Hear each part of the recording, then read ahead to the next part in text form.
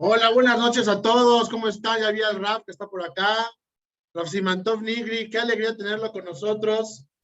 De verdad que es un placer. Estábamos contando los minutos, estábamos nerviosos que si regresaba de Israel, si no regresaba de Israel. Es una alegría poder tenerlo con nosotros en Hot Topics. Rav, es un placer, de verdad. Buenas noches. Qué Muy alegría. buenas noches, Rav Moshe Nissan y querido público. Un placer enorme estar aquí. Muchas gracias por la invitación. Buenas noches a todo el público. Les quiero recordar que, como siempre, pueden ir mandando sus preguntas para que más adelante se las hagamos al Rab. Y como ustedes saben, esta es una charla con preguntas. Atrévense a preguntar todo, es una oportunidad.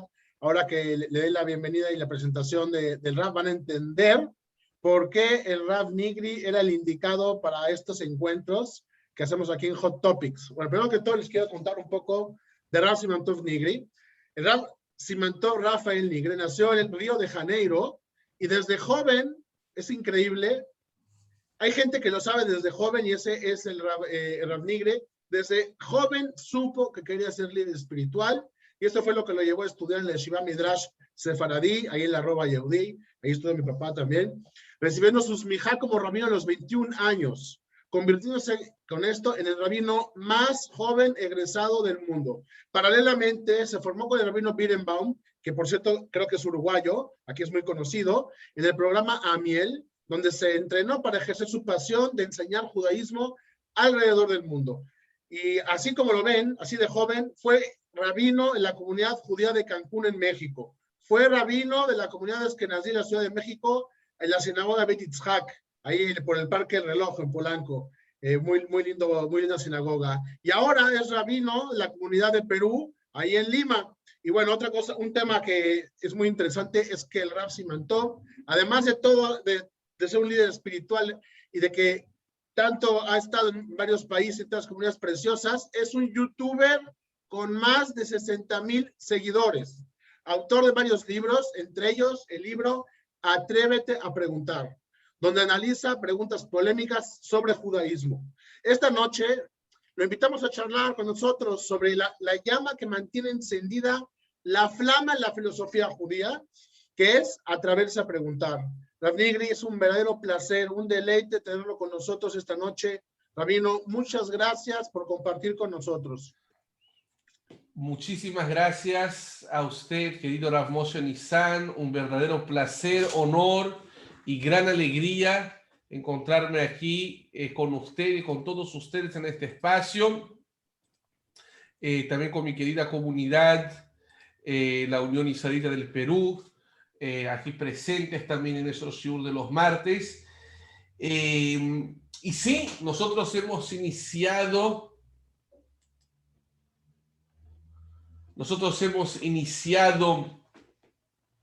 justamente hace unos días el mes más espiritual del calendario, que es el mes de Elul, el último mes, una época de elevación espiritual. Y quiero entrar a partir de eso en la búsqueda, en los temas picantes, aquí comentando en este espacio. Solo pido poder hacer una mención especial de dedicación también de este espacio para el Nishma de Samuel Fridersky, Shmuel Yoshua Ben Moshe David, Zichrono Libraja, que en paz descanse, agradeciendo a nuestra querida Trudy por su apoyo y también pedir una refuá shlema especial por el niño Ariel Jai Ben Rachel, que Hashem le manda refuá shlema en la refana lo, Gene Ratzon Ben Omar. Amén. Muchas gracias. Y bueno, sí, el profeta Amós dijo: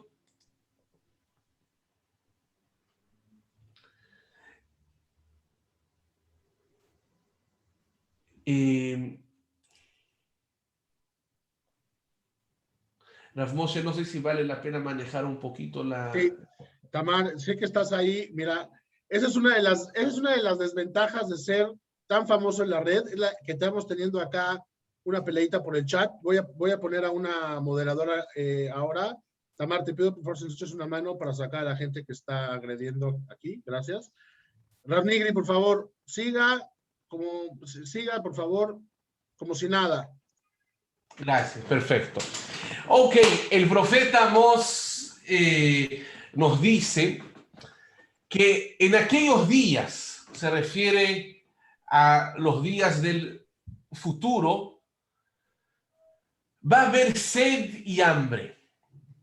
Y dice, no va a haber sed de agua ni hambre de pan, sino que la sed y el hambre van a ser para entender las palabras de Dios, para entender la espiritualidad. En esta época tan especial que nos ha tocado vivir, vemos eso. La gente no necesariamente a veces está tan apegada a las tradiciones, sin embargo, sí más que nunca existe sí una sed de espiritualidad. La gente empieza a darse cuenta del alma que tenemos. Aquí la gente cree tener alma. Yo siempre digo con mi público que no tenemos alma, sino que somos un alma y tenemos un cuerpo. El ser es la esencia, lo que realmente somos, ¿cierto? Este alma que viene al mundo en una época específica, en un local específico, con talentos y con debilidades en especial, ¿sí? Porque tiene una misión única, ¿sí? Esta es lo que realmente somos, esa es la esencia. Solo que a veces, sin embargo, uno va viviendo y no le pone tanta atención a este alma, al verdadero sentido. Entonces, ahora nos encontramos en el mes anterior a Rosh Hashanah, que es el mes conocido por ser un mes de espiritualidad, un mes de búsqueda interna. Y ahora más que nunca, nosotros debemos de poner atención en lo que realmente son los valores, en lo que realmente tiene sentido. Esa es la idea de la búsqueda del alma, y por eso que he escrito en mi libro Atrévete a preguntar, del cual invito a la gente literal a romper todos los tabús acerca de Dios, acerca de temas, matrimonios mixtos, de ciencia, holocausto, todos los temas más a veces que a la gente le da vergüenza preguntar, y invitarlos así preguntar, así romper el tabú. Creo que esa es la forma de llenarnos, ¿no? Yo siento que en esta generación más que nunca, tal vez lo que es la religión como tal no está, perdón, tan de moda, por así decir, pero la espiritualidad sí. Y entonces nuestro reto es encontrar la espiritualidad que sí existe dentro de nuestro pueblo, pero que tal vez con el pasar de los años y de las generaciones, lamentablemente se ha olvidado un poquito, ¿no? Pienso que esa es la idea del mes de Elul, que estamos entrando, este mes de acercamiento a Dios, este mes de espiritualidad, de entrar en el alma y de buscar, desde luego, el sentido. Eso como breves palabras de introducción. Usted me indica, Rav Moshe, si quiere que siga exponiéndose. Vamos a ir arrancando ya con las preguntas. Bueno, ya van llegando unas preguntas acá por el chat, les recuerdo, mándenos un chat si quieren hacer una pregunta por privado.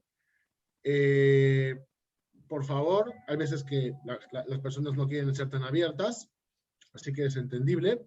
Bueno, primero que todo, Rad, de nuevo, muchas gracias por esa oportunidad.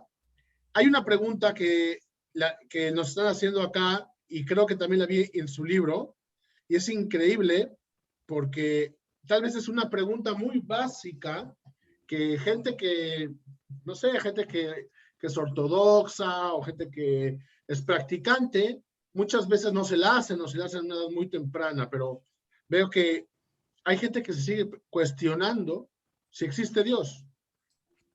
Es una pregunta dura tal vez, pero yo sé que a usted no le asusta ninguna de esas preguntas. ¿Qué le responde a un joven que llega con esa pregunta auténtica? Se acerca y le pregunta, Rabino, ¿existe Dios?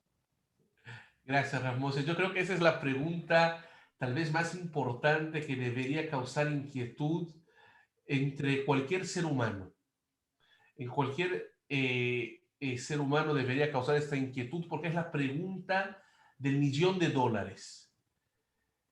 Ya que existe o no existe es saber si somos el fruto de una gran casualidad, por lo tanto la vida no tendría un sentido mayor, o si existe un ser inteligente y si hay un propósito por detrás del mundo macro, pero mucho más importante aún del mundo micro, ¿sí? Es decir, de cada uno de nosotros, el sentido por detrás de nuestras vidas.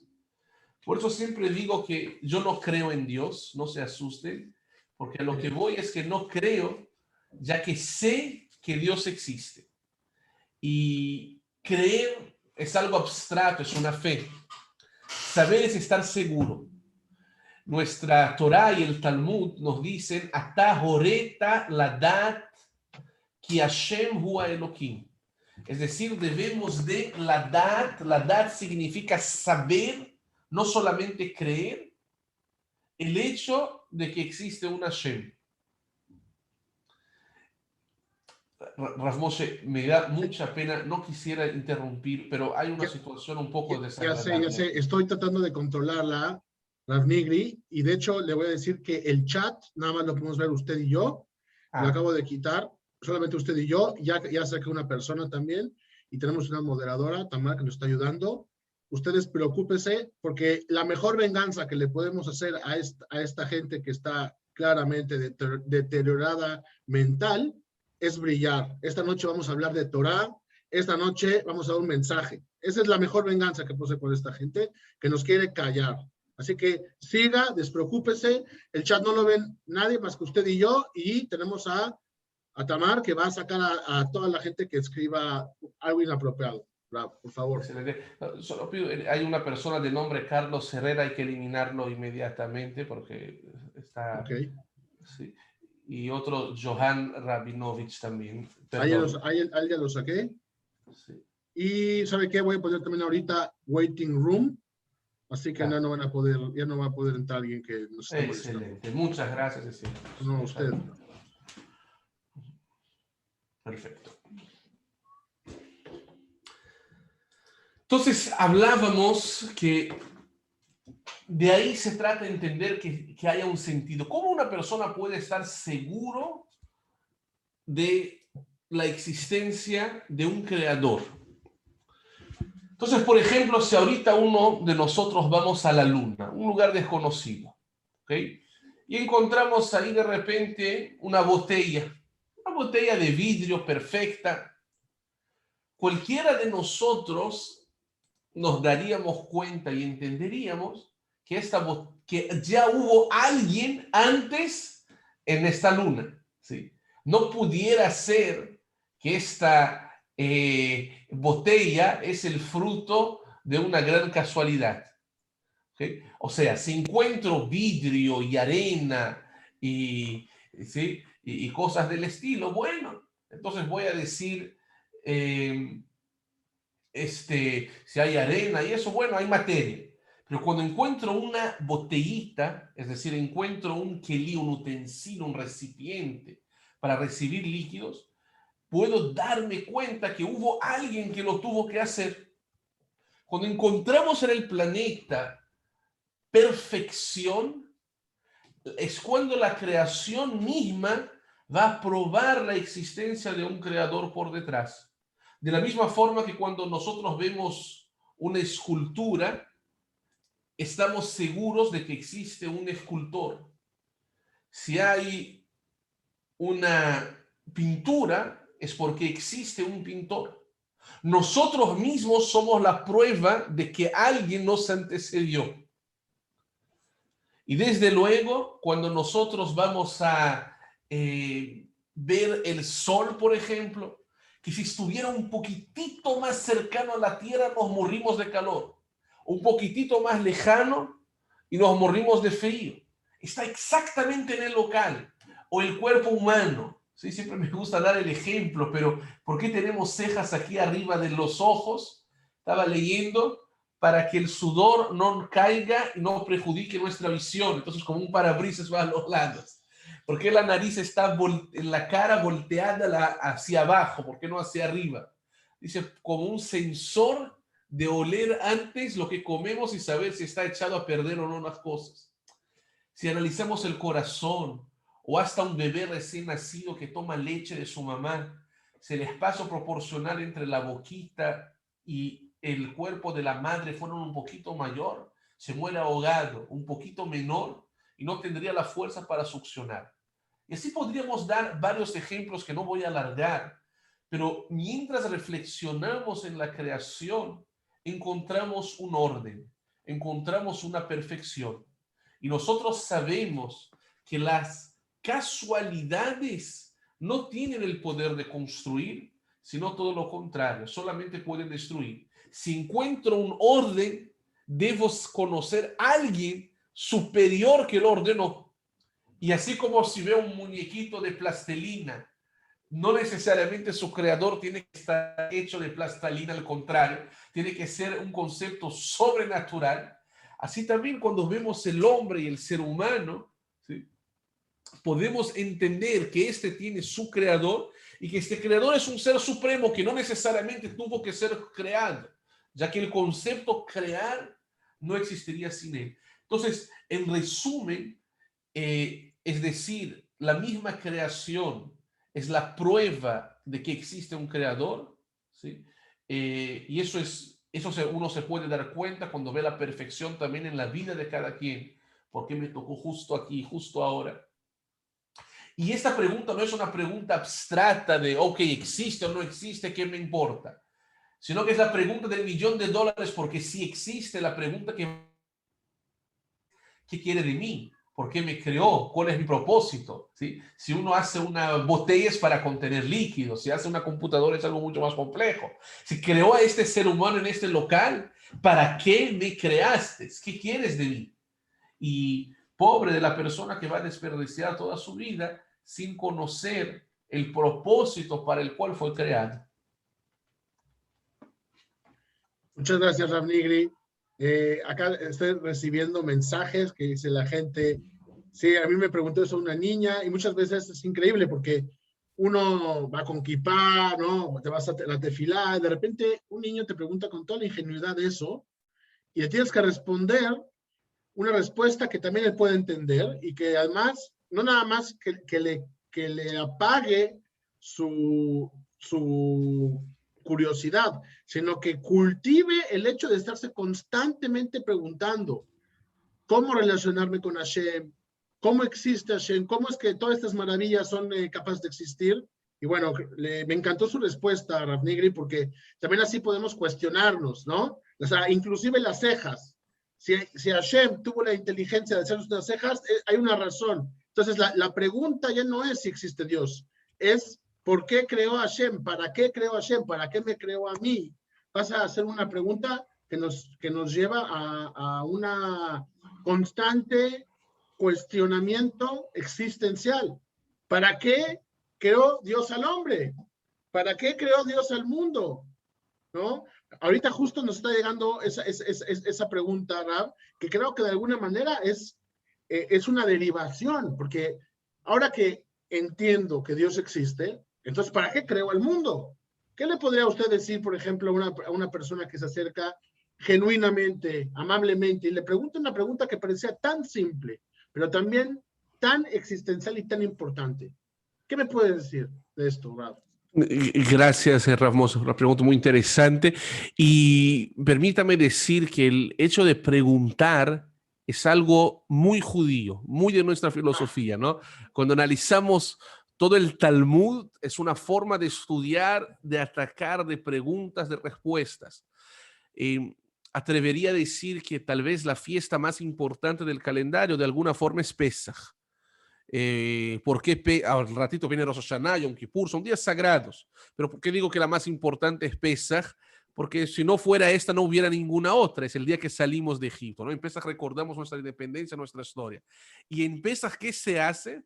Nos reunimos en la mesa y se hacen cosas raras, ahorita explico, para despertar preguntas. Es decir, ¿cuál es la razón de esconder el aficomán? Es para que los chicos estén despiertos y pongan atención. ¿Y por qué se inmerge en agua y sal la papa o la hojita? Que no hacemos eso en el transcurso del año, pues literal para que pregunten, ¿no? El Manishtaná son las 4 preguntas, los 4 hijos que cada quien tiene su forma de preguntar y hay que tenerles una respuesta personalizada a cada uno. Y la Torah nos dice varias veces, Ki shaleha bin hamahar, cuando tu hijo pregunta, hasta el más interesante, que es aquel que no pregunta, y entonces dijeron nuestros sabios, at petachlo, cause que él llegue a preguntar. Si no, no. Entonces, preguntar es muy importante, que uno se autopregunte, que uno cause que los demás pregunten, para conocer, para entender, esa es la puerta. Entrando entonces a esta cuestión, después de entender que existe un creador, pero entonces, ¿para qué hizo el hombre? ¿Para qué hizo el mundo? ¿Cuál es el propósito?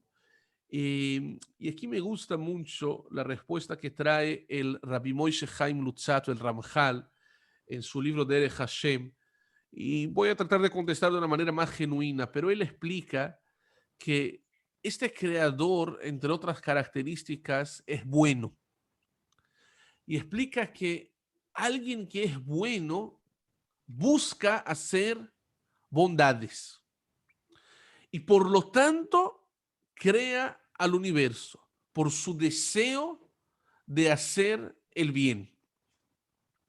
Entonces aquí es cuando todos pueden saltar y preguntar, bueno, si el objetivo del mundo es que Dios es bueno y quiere hacer el bien y por eso me creó, bueno, ¿por qué? ¿Dónde está la bondad? ¿Por qué hay la maldad en el mundo? ¿Por qué hay gente que sufre? Y ahí me voy adelantando en decir que antes que nada, para que exista el bien verdadero, se necesita existir lo malo. La Kabbalah explica eso con el concepto del pan de la vergüenza. Lahma de Kisufa, ¿no? El pan de la vergüenza, que es cuando alguien no trabaja y recibe caridad, a diferencia del que trabaja y suda y recibe su pago al fin del mes. Entonces, este que trabajó, su satisfacción es extremadamente mayor de aquel que no trabajó. De esta misma forma, Dios, para que nos dé el bien, crea un universo, crea una dimensión en la cual existe el bien y el mal, y sin embargo hay un trabajo. El trabajo es todos los días y en cada momento elegir lo bueno para que realmente nos vaya bien. ¿Sí? Y entonces ser merecedores de la verdadera recompensa, que no es aquí, se necesita una dimensión mucho mayor, ¿sí? Para llegar al mundo de la verdad. Eh, pero me gusta aún más la respuesta que trae Rabbi Shneur Zalman Miliadi, que es el autor del gran libro del Tanya de la Hasidut. Y él dice que Dios creó al mundo porque quería tener una, una habitación en un mundo oculto. Él habla del Midrash de Diraba Tachtonim, que es que Dios quiso que se logre encontrar su esencia en un local donde su presencia está oculta. Sabemos que la palabra mundo en hebreo, olam, viene de la palabra He'elem, que significa oculto, escondido. Así también la palabra Elohim, Dios, tiene el mismo valor numérico que la palabra Hateva, que es la naturaleza. En cierta ocasión alguien me dijo, Rab, yo no creo en Dios. Le dije, ¿en qué crees? Me dijo, en la naturaleza. Le dije, muy bien. Le hice las cuentas y le mostré cómo la naturaleza es Hashem. Una de las maneras como se manifiesta Boreolam, el creador, es justamente por medio de la naturaleza. Y los milagros es lo sobrenatural. La naturaleza es un milagro que se repite constantemente y nos acostumbramos a él. ¿Sí? Pero Hashem tuvo un deseo especial que en un mundo donde su presencia está oculta, logremos encontrarlo, logremos elegir el bien para entonces recibir el bien. Y ahí expresa su grandeza y su bondad infinita. Ese es el sentido general que podemos contestar acerca de la creación y del sentido. Increíble. Me encantó cómo citó a todos estos comentaristas, estos sabios de la Torá, y realmente cómo dentro de la vida judía surge esa naturaleza, ¿no? Nata de preguntar, preguntar, preguntar. Y pareciera como que es un eslabón que nunca termina.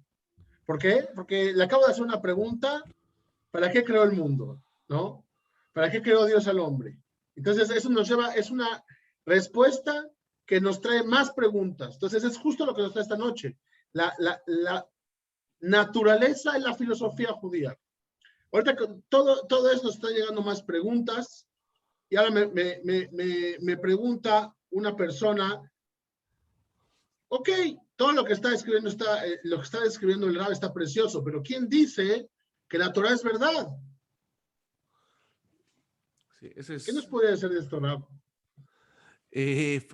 sí, pregunta importante, porque uno de los documentos que nosotros tenemos, por así decir, la carta del cielo a la tierra, es nada más y nada menos que la Torá.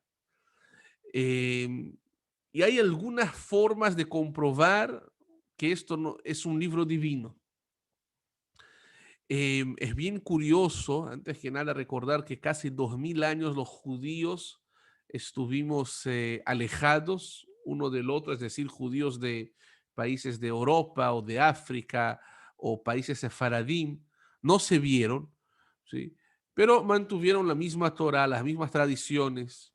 Hace poco más de 70 años atrás, eh, regresaron a Eretz Israel, abren la Torá y exactamente la misma.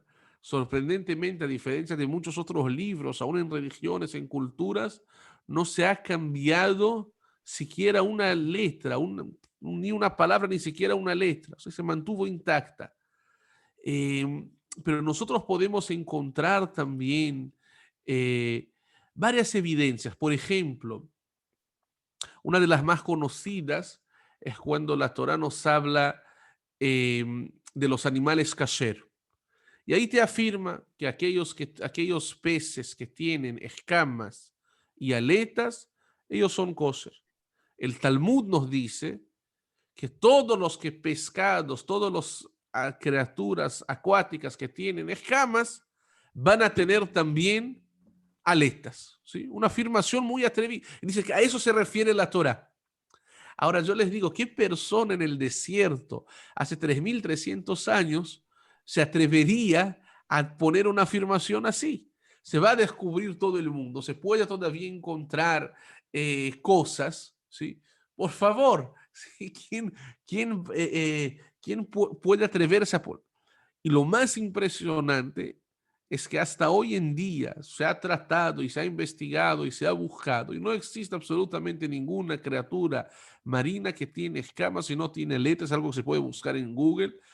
Yo estuve leyendo un artículo de alguien en Israel, pobrecito, justo era ateo, y él cuando escuchó eso a propósito se puso a buscar, invirtió cientos de miles de dólares buscando, y esta búsqueda finalmente ayudó a fortificar más la Torá, ¿sí? Porque no se encontró, luego trató de decir que había algo, finalmente resultó que no se considera un pescado porque es un mamífero, y no es... ¿sí? Finalmente es impresionante, es decir, el único que podría hacer esta afirmación es el creador del universo. Y es cuando entendemos que existe sí una carta, una forma directa de comunicarse. O por ejemplo, cuando Dios te dice en la Torá, Shabbat no trabajes, y uno se va a preocupar, oye, ¿qué va a pasar con mi sustento, con mi dinero? Te dice, no te preocupes, yo te voy a dar lo suficiente. Oiga, un ser humano no te puede decir eso, el ser humano te dice al revés, trabajas y te va a ir bien. No, no trabajas y no te preocupes, yo me encargo. Esas son afirmaciones que solo el creador del mundo te la puede hacer. Aparte de eso, cuando encontramos todos los códigos o cuando vemos también la historia de la Torá, el hecho que este año celebramos Pesaj y el año pasado también, en todos los países, nuestros antepasados, ¿sí? Entonces, hubo un pueblo que salió, que empezó, y es cuando vamos entendiendo, o sea, hay algo muy fuerte, hay algo real, cuando vemos las profecías que se han cumplido. Por ejemplo, hoy en día el simple hecho de que estamos aquí, casi 2000 años de exilio que nos han tratado de destruir, una minoría perseguida, dispersa por el mundo.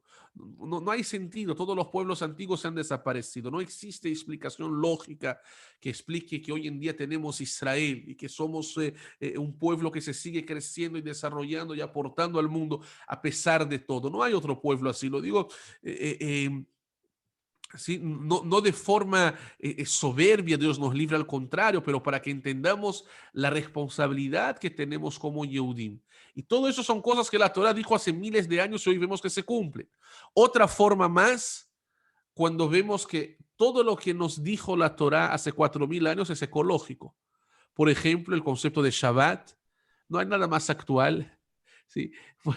En esta generación la gente está loca todo el día atrás del celular y estrés y sale corriendo aquí y allá. Oye, qué regalo, hay un día que sí o sí no se va a cenar, a almorzar cada chico con su aparato. O ¿Sí? descansamos Ahora, de esto, del teléfono. exacto, descansar. Ese es un regalo, es realmente ser libres. ¿Sí? Eh, exactamente, por ejemplo, los beneficios que hemos descubierto que nos trae todo lo que es la kashrut, hasta el Brit Milá, hasta y no por eso hacemos, pero hacemos porque Hashem mandó. Pero es impresionante ver que absolutamente todos los mandamientos que se nos entregó en la Torá son buenos para el bienestar, sea físico, mental o espiritual. Entonces, cuando encontramos esta perfección en este libro, que es tan antiguo y al mismo tiempo tan actual, podemos darnos cuenta de que ese Semet, ahí hay una verdad. Muchas gracias, Raf. Mire, ya más de lo que está hablando, ya me están llegando unas preguntas que se pone cada vez mejor. Le voy a decir una. Dice así, todas las religiones son basadas en la fe. ¿Qué hago? Si yo no tengo fe, ¿cómo puedo creer? Dice, para creer en algo hay que tener fe, pero no tengo. Yo quiero creer, pero no tengo fe. ¿Qué le recomiendo a esta persona? Qué buena pregunta, la verdad, ¿no? Muy bonita pregunta, me encanta. Mire, no estoy seguro si todas las religiones están basadas en la fe. Lo que hablamos al principio de creer o de saber. La fe en general se relaciona con el creer, sí, como dice, oye, ¿cómo sé que eso es verdad? Tengas fe. ¿Cómo sé que hay Dios? Fe. El judaísmo no somos un pueblo de fe ciega, sino que como hablábamos antes, el método de preguntar es, cuando alguien tiene una mentira, no nos gusta que hagan preguntas porque se va a caer. Sin embargo, cuando uno tiene una verdad, pues pregunte todo lo que quieras.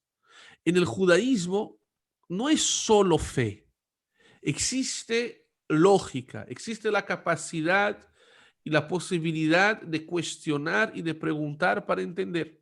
Entonces, primeramente debemos de recordar que el judaísmo no es una religión más entre 4000 religiones principales que existen hoy en el mundo. Cuando hablamos de judaísmo estamos hablando de uno de los pueblos más antiguos que hoy sigue existiendo y manteniendo su cultura. Recordamos que las siguientes grandes religiones del mundo salen del judaísmo. Si hablamos del cristianismo en todas sus versiones, de los católicos, de los evangélicos, finalmente Jesús fue judío y de ahí sale todas estas creencias que hoy son de las mayores del mundo. El Islam luego sale después de ahí también y reconocen ambas que la Torá es verdadera y es el libro original. Hoy en día también está muy de moda el budismo y taoísmo y filosofías aparentemente. Y finalmente, si quitamos la parte idólatra y ponemos la parte esencial, son conceptos que la Kabbalah ya se nos reveló hace muchos años, ¿no? La idea de no aferrarse, la idea de un alma, el tema de reencarnaciones y todo más. Entonces, cuando nos ponemos a realmente investigar, yo puedo afirmar que independientemente de tener fe, es cuestión de abrir los ojos y conocer. eh, uno que reflexiona en su vida y en su creación, entiende que hay un creador, y uno que reflexiona en Am Israel, en el pueblo judío y en su historia, se da cuenta que hay ahí algo especial, no es una religión más. No existe un pueblo que después de 2000 años regresó a su tierra a pesar de estar totalmente cercano de enemigos, y no solamente se ha regresado, ha podido desarrollarse. El que analiza la historia le debe de llamar la atención para decir, hay algo aquí. O sea, históricamente no hay otro pueblo, ¿sí? Hoy en día Israel es número uno en el mundo. En filosofía, en democracia en medio del Oriente Medio, tecnología, ciencia, turismo, en la espiritualidad, ¿sí? Entonces, uno que ve eso dice, puede darse cuenta, si quiere, o claro, porque uno puede cerrar los ojos, pero el que quiera entender, el que quiera darse cuenta, podrá percibir, hay algo diferente, algo especial allá. Claro, claro, la verdad que todo lo que mencionas es increíble. Aún así, creo yo que una con su permiso, Rab, una de las particularidades también de la emuná, de la fe judía, es que no es nada, no nada más es activa no nada más funciona, mejor dicho, con el aspecto de fe, de entender.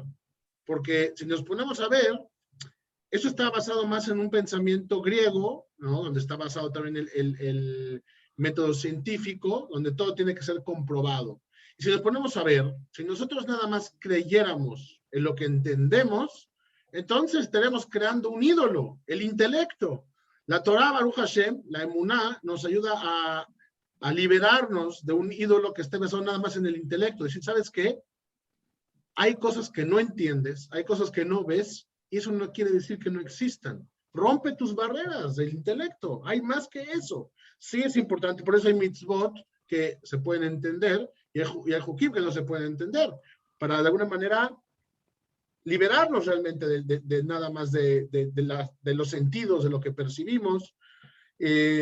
Rav, nos está llegando otra pregunta, la gente ya está empezando a mandar y a mandar y a mandar y a mandar.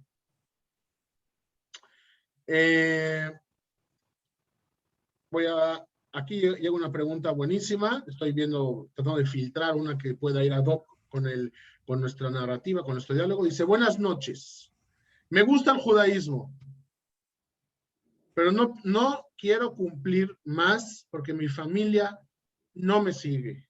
¿Qué hago, Rafa? Mira qué bonito está esta pregunta. Me encanta, muy bonita. Cada quien cumpla leat lo que pueda. El judaísmo no es todo o nada. Cada mitzvah tiene su valor y cada día tiene su valor. Y hay muchas formas de acercarnos y de conectarnos por medio de hacer mitzvot, por medio de rezar, por medio de estudiar Torah. Cada mitzvah tiene su valor y cada persona tiene su valor. Y a veces vamos que hay que ser perfectos y no. ¿Qué hace cada día y cada quien y lo que pueda y con autoejemplo, poco a poco, paso a paso? Aleph y luego la Bet y luego la Gimel. Y lo principal es empezarlo, no es terminar todo. Eso podría Claro. decir. Ese también puede ser una especie de obstáculo que el Yetzirah nos pone, ¿no? O todo o nada. O todo o nada. 100%. Muy bien. Me está llegando otra pregunta, esta me llega por el WhatsApp, y dice así, si estamos hablando de que cuando hay perfección es porque Dios existe, entonces deberíamos de ser perfectos y no perfectibles. Entonces, ¿qué pasa con uno? Mira qué bonita pregunta. Me encanta, sí. Cuando encontramos la creación, el ceder en el mundo, es donde encontramos una perfección. El ser humano, explica la Kabbalah, fue creado imperfecto en en sus virtudes a propósito, porque este es su sentido. Efectivamente, cada uno de nosotros, según el judaísmo, debemos alcanzar la mejor versión de nosotros mismos. Es decir, perfecto solo Dios, pero lo más perfecto que uno pueda, a eso venimos. Alguien una vez me preguntó algo parecido, ¿no? Pero diferente de manera física. Me dijo, a ver, rabino, si Dios quería que los hombres tengamos Brit Milá, que se quite el prepucio y haga la circuncisión, ¿para qué creó el hombre con prepucio? Mejor ya lo crea sin esta piel y listo. Pero la respuesta es, Dios crea el mundo y crea al ser humano y dice, quiero que seas mi socio en arreglar, en construir. Eso es lo que va a simbolizar o representar el Brit Milá. El mundo no está perfecto en el sentido de los detalles. Nosotros venimos a construirlo y ese es el poder que nos da Hashem y por eso estamos acá. Es decir, podemos conocer y entender que hay Dios cuando vemos la perfección del sistema. Sin embargo, uno mismo venimos exactamente igual que un diamante a trabajarnos, a lapidarnos. Para eso nos creó. Y ese es el poder fantástico del ser humano. Como decimos ser humano en hebreo, Adam. Adam puede venir de la palabra Adamá, que es la tierra, que es lo más bajo, o de la palabra Domé, que es parecido, ya que también podemos ser parecidos a nuestro propio creador cuando nos Es la misma preocupamos en raíz. perfeccionarnos. ¿Sí? Esta es nuestra esencia, esa es la idea y eso venimos. Precioso, Rab. Lo que nos estás diciendo es algo muy bello, porque nos está diciendo Hashem de alguna manera, tú crea tu perfección para que te parezcas a mí. Yo soy perfecto, tú crea tu perfección para que te puedas parecer a mí. Así es, está escrito que después de los 120, uno ve arriba dos películas. La primera de cómo fue su vida, la segunda de cómo pudo haber sido la vida si no hubiera perdido tiempo con peleas, con tonterías, ¿sí? Y entonces se explica que el Geinom es la diferencia entre una y otra, ¿sí? Que es el infierno cuando uno ve, wow, si yo hubiera aprovechado todas las oportunidades, hubiera podido ser mucho mejor, mucho más perfecto, ¿sí? Y esa es Y la eso idea. El chiste. justo, sí, perdón que le No, interrumpí. no, es que esta es la idea. Sí. Lograr la mejor versión de uno mismo. No se nos va a preguntar por qué no fuimos Moshe Rabbeinu, por sino por qué no fuimos cada quien es, pero lo Claro, mejor que podamos dentro de lo que Dios nos dio. qué increíble, porque justo eso se conecta con una pregunta que nos está haciendo acá el público, que dice así, ¿qué opina de la gente que se siente muy espiritual y conectada y dice que no necesita las mitzvot? El chiste es encontrar la espiritualidad por detrás de las mitzvot. Eh, una cosa va con la otra. Yo creo que existen personas religiosas que no son espirituales y personas espirituales que no son religiosos. Y creo que lo ideal es tratar de combinar ambas cosas. Porque a veces cuando uno solo cumple sin la kavaná, la Gemara nos dice, ¿no? El Talmud nos dice qué es más importante, ¿hay maasé o a kavaná? ¿La acción o la intención? Y podría decir que las mitzvot es la acción, el hacer, y la kavaná se relaciona con lo espiritual. Entonces hay personas que tienen muy buena kavaná, mucha espiritualidad. Sin embargo, cuando hay pocas acciones prácticas, eso se transforma en algo demasiado abstracto en la vida. Y es importante canalizar esta espiritualidad por medio de acciones prácticas. Por otro lado, estoy de acuerdo que conozco mucha gente que tal vez es muy religiosa, pero termina cumpliendo las mitzvot de manera demasiado robótica, sistemática, y ahí también se pierde el sentido. Y ahí es cuando les recomiendo meter la espiritualidad, meterles la kavaná, entender. Nuestros sabios dijeron, alta asete filatja keva, es decir, no reces de manera fija. Y uno cuestiona, ¿cómo no? Todos los días rezamos lo mismo. O sea, el texto es lo mismo, pero el corazón de uno cambia cada día según lo que está pasando. Y esa es la espiritualidad, la kavaná, que es importante meter por detrás de cada acción. ¿Sí? Claro, es una manera que te exige la Torá de analizar también tu progreso en el universo. No poner en automático, sino cuestionarte. Así es. Entonces yo creo que cada quien tiene que buscar este complemento. La espiritualidad por un lado y la parte práctica por otro, que es como vemos las mitzvot.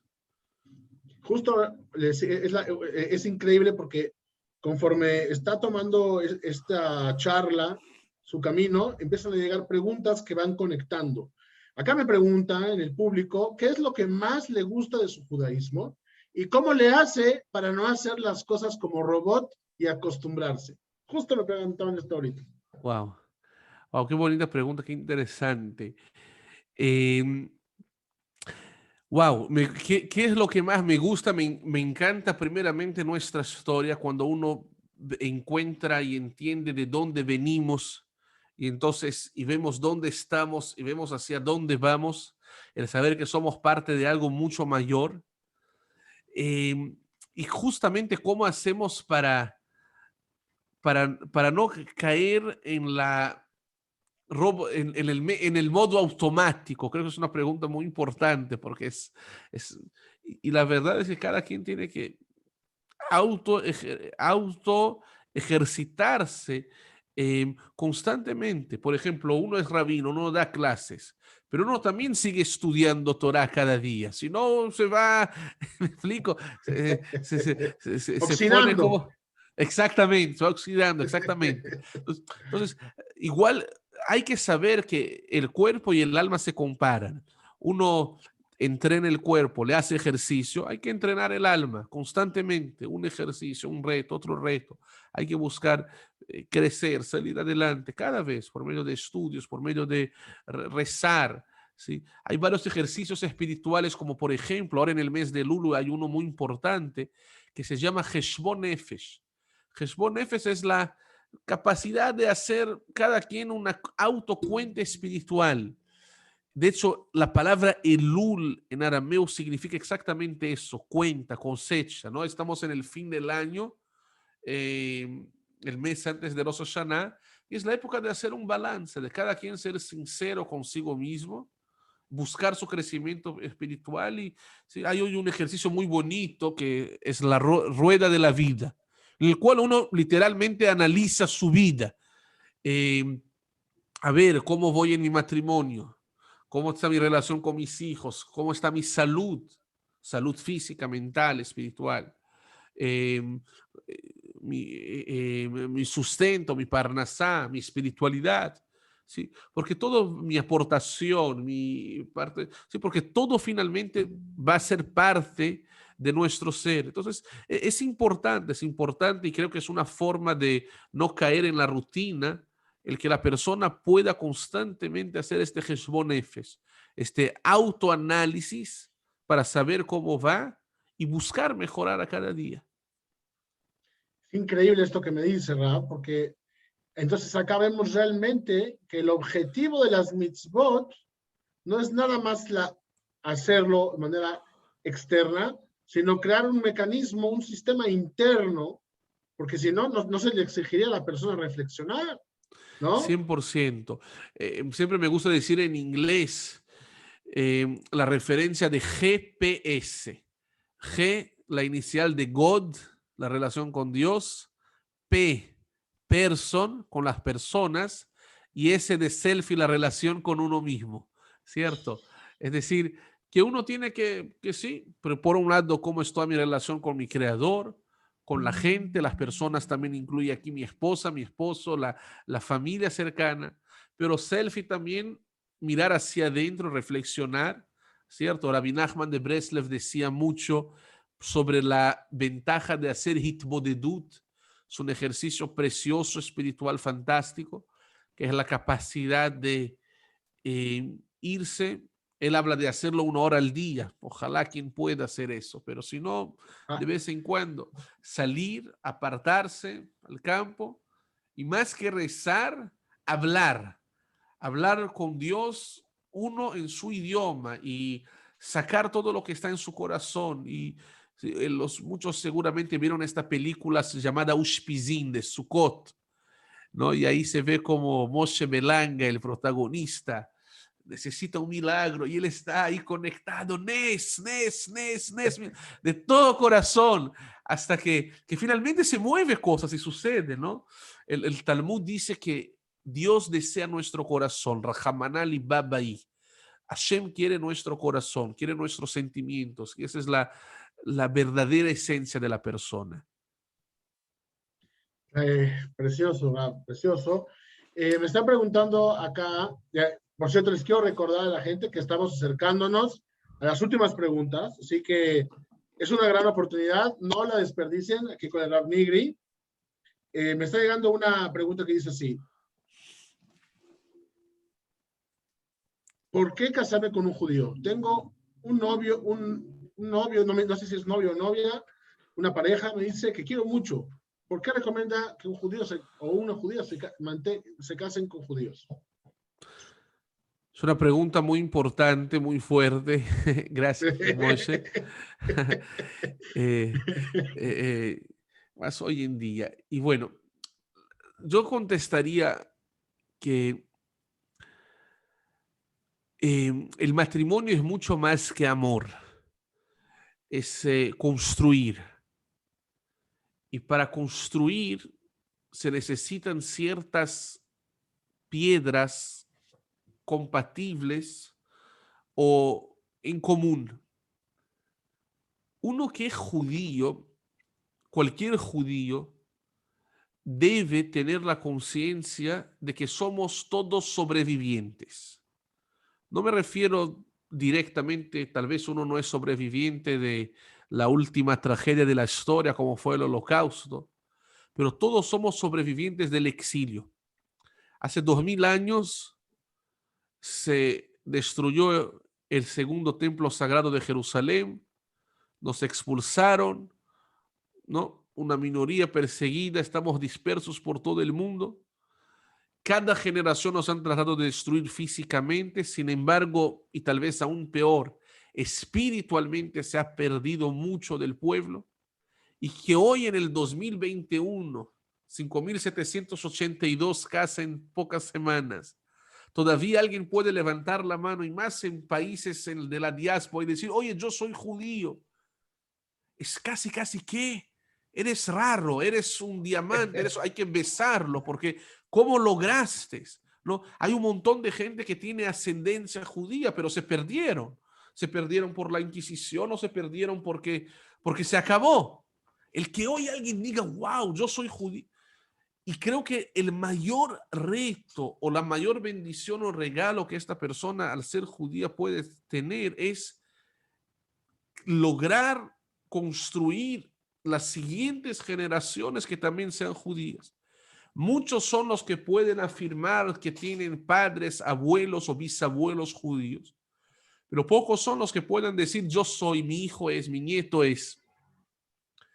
Y ese es el reto de todos. Entonces, cuando la persona pone en la balanza, por un lado, toda una generación, toda una corriente que dio su propia vida y terminó sobreviviendo para y por ser judío. Y alguien dice que yo estoy dispuesto a traicionar y a dejar todo eso y a destruir todo eso por algo que es un amor. Este es básicamente la cuenta y la balanza que uno tiene que hacer, qué es lo que va a pesar más, ¿sí? El casarse con un judío es una forma de mantener nuestras tradiciones y de poder seguir dando vida en el judaísmo. Es lo que contestaría. Precioso, precioso. ¿No? No es que uno se siente más, el judío respeta todas las culturas y religiones, pero es la forma de sobrevivir, literalmente. Claro, es como si encontráramos un animal en extinción. No vas a querer que se reproduzca mucho un panda pelirrojo. ¿No quieres que haya muchos pandas pelirrojos? ¿Qué quieres? ¿Casarlo con un...? ¿No? Me gusta el ejemplo, está bueno. Por así decirlo, algo, o una tribu que está perdida de alguna manera, hay que fomentar que esta tribu y su narrativa siga de pie para las futuras generaciones. Precioso, la verdad. Ojalá tuviéramos más tiempo. Me están llegando muchos mensajes por el WhatsApp también. Me llega un mensaje de amigos, tengo de México, que se acuerdan de ustedes cuando estaba en Bet Itzhak. Me está dando un mensaje aquí, Jeff Weissman, que fue una persona que lo quiere mucho a usted y a su esposa. Y bueno, me dijo, por favor, dile al Rab. Así que si no le digo, me va a jalar la oreja. Muchas gracias, un abrazo grande, Jeff. Y Rab, ya como último mensaje.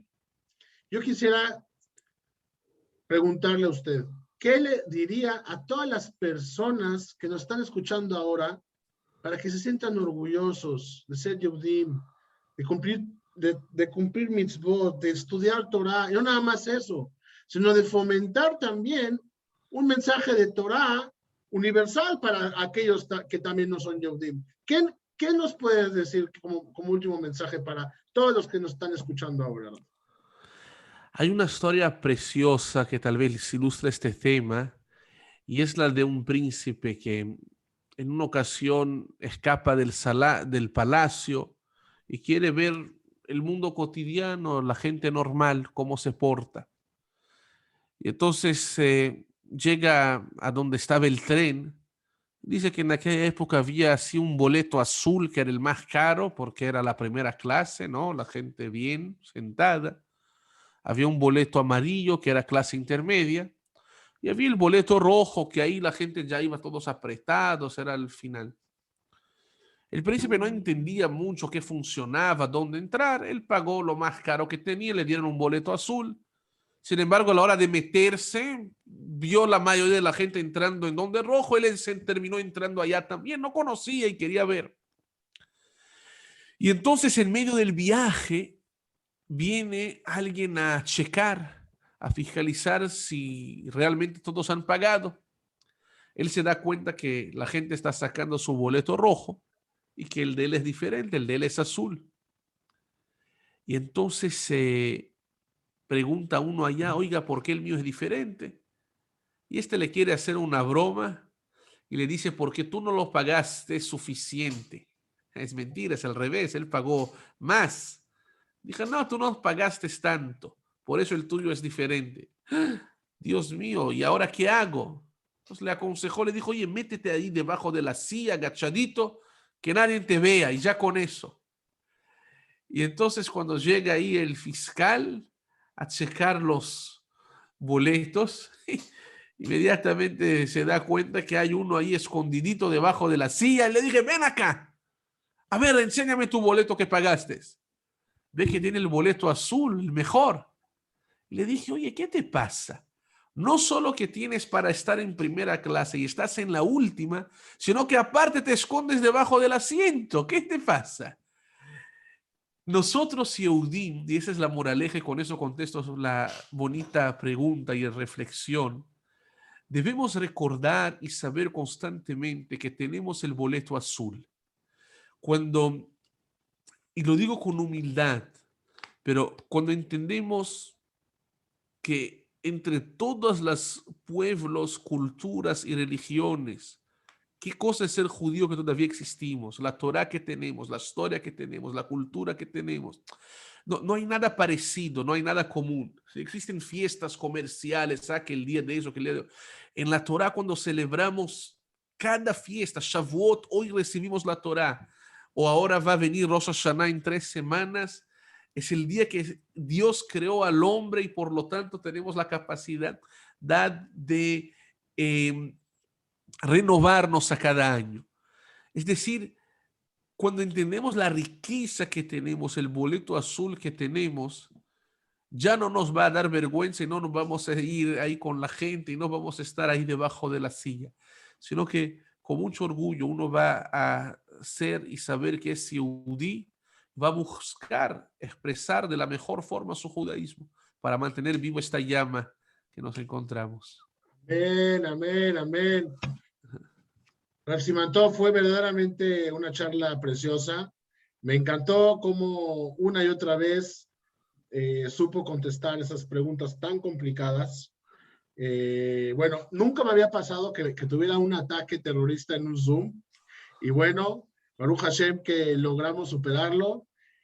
El Rav Soloveitchik decía una idea muy linda, que con esto quiero terminar, que decía que Hashem crea todo con un motivo de existir. Dice, entonces, ¿para qué creó a los antisemitas?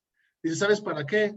Para que cuando el Yehudí se le olvide qué es Kedushá, dónde Kedushá, que vea a los antisemitas. Todo lo que los antisemitas quieren atacar, quieren Kedushá. Ahorita nos quisieron apagar la Torá, entonces nos viene a recordar que esto que usted está hablando, que tal vez habló Eso. una y otra vez, le va a llegar el mensaje a alguien y le va a despertar y lo va a hacer recapacitar. Rav Nigri, yo le quiero desear muchas verajot y que pueda influenciar a mucha gente en el mundo entero y que con el mérito de su Torah, Besat Hashem, haya mucha gente que pueda volver en Chubá, que Hashem lo colme de bendiciones para que pueda seguir esparciendo las palabras de Torah por todo el planeta, que lo colme de bendiciones a usted y a su familia. Muchas gracias por estar con nosotros, por su tiempo, y no me queda más que decirle Jodesh Tov, y muchas gracias, Rav Nigri. De verdad que fue increíble para nosotros. Yo soy quien agradezco a Rav Moshe Nissan esta bonita invitación. Ha sido un gusto compartir en conjunto y recibir a todo este lindo público y las preguntas. Muchas felicitaciones por toda la labor linda que está haciendo. Es muy impresionante, Hazaku Baruch, y desearnos aquí a todos que tengamos Hodesh Tov y, ¿por qué no? Ya estamos un Shana Tová Umetuká, que sea un año muy bueno de salud, Amén. luz y alegrías. Bezrat Hashem. Amén, amén, amén, amén. Mejel Lemor. Buenas noches a todos. Buenas noches, muchas gracias. Gracias, Rav. Buenas noches. Bye, Gracias. bye. Bye, bye.